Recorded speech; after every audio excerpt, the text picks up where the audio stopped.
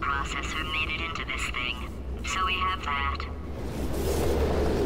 Since it doesn't look like we're going anywhere, well, we are going somewhere, alarmingly fast actually. But since we're not busy other than that, here's a couple of facts. He's not just a regular moron. He's the product of the greatest minds of a generation, working together with the express purpose of building the dumbest moron who ever lived. And you just put him in charge of the entire facility. Good, that's still working. Hey, just in case this pit isn't actually bottomless, do you think maybe you could unstrap one of those long fall boots of yours and shove me into it? Just remember to land on one foot.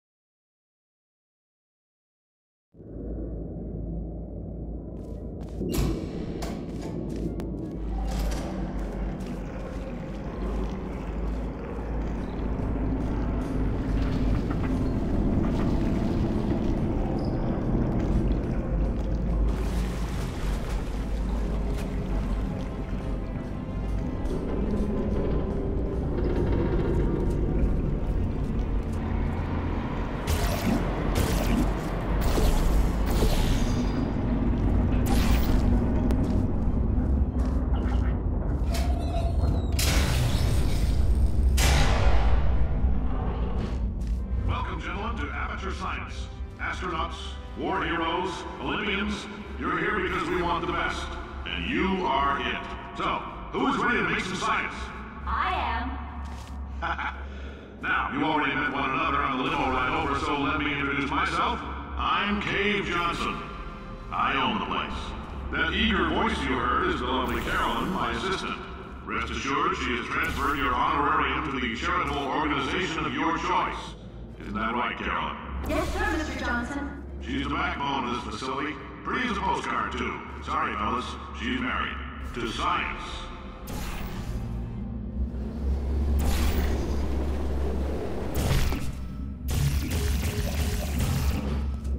There's 1,000 tests performed every day here in our enrichment spheres. I can't personally oversee every one of them, so these pre-recorded messages will cover any questions you might have and respond to any incidents that may occur in the course of your science adventure. Your test assignment will vary depending on the manner in which you have bent the world to your will. Those of you helping us test the repulsion gel today, just follow the blue line on the floor. Those of you who volunteered to be injected with praying mantis DNA, I've got some good news and some bad news. Bad news is we're postponing those tests indefinitely. Good news is we've got a much better test for you. Fighting an army of mantis men. Pick up a rifle and follow the yellow line. You'll know when the test starts.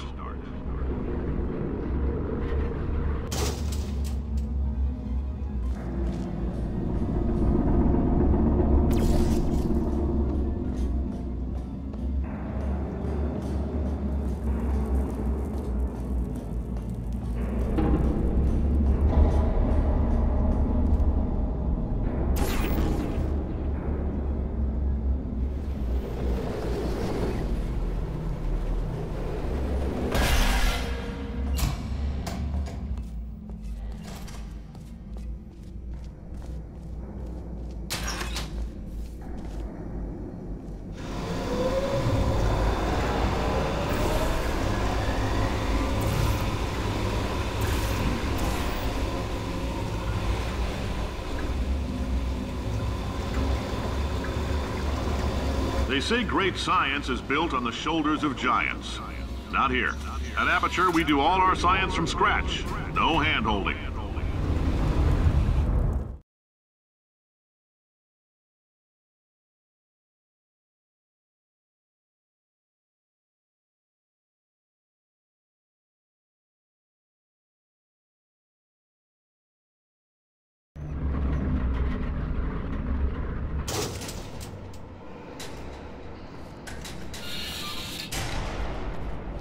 All right, let's get started. This first test involves something the lab boys call repulsion gel. You're not part of the control group, by the way. You get the gel. Last poor son of a gun got blue paint. All joking aside, that did happen. Broke every bone in his legs. Tragic, but informative. Or so I'm told.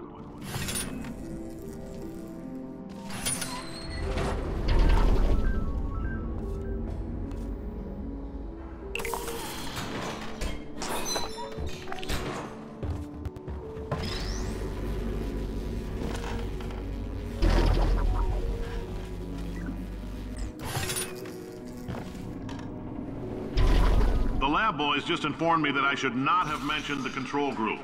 They're telling me I ought to stop making these pre-recorded messages. That gave me an idea. Make more pre-recorded messages. I pay the bills here, I can talk about the control group all damn day.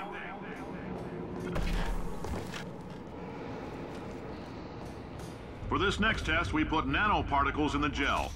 In layman's terms, that's a billion little gizmos that are going to travel into your bloodstream and pump experimental genes and RNA molecules and so forth into your tumors. Now, maybe you don't have any tumors. Well, don't worry. If you sat on a folding chair in the lobby and weren't wearing lead underpants, we took care of that too.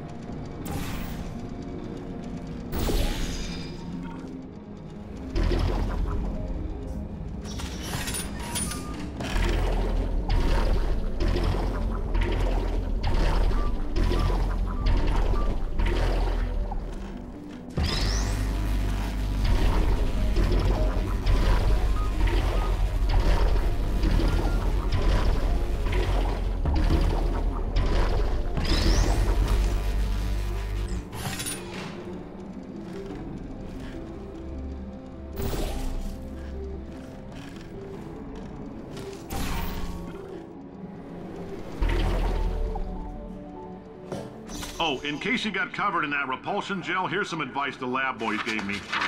Do not get covered in the repulsion gel. We haven't entirely nailed down what element it is yet, but I'll tell you this, it's a lively one, and it does not like the human skeleton.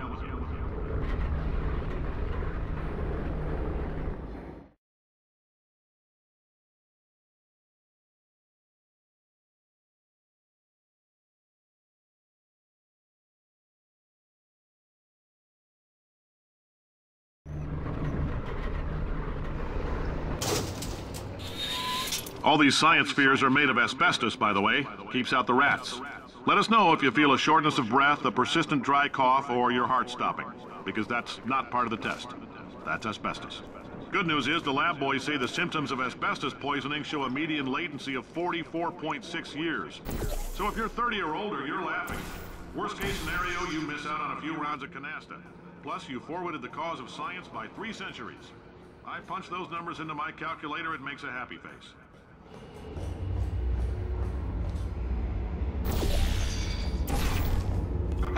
I like your style. You make up your own rules, just like me.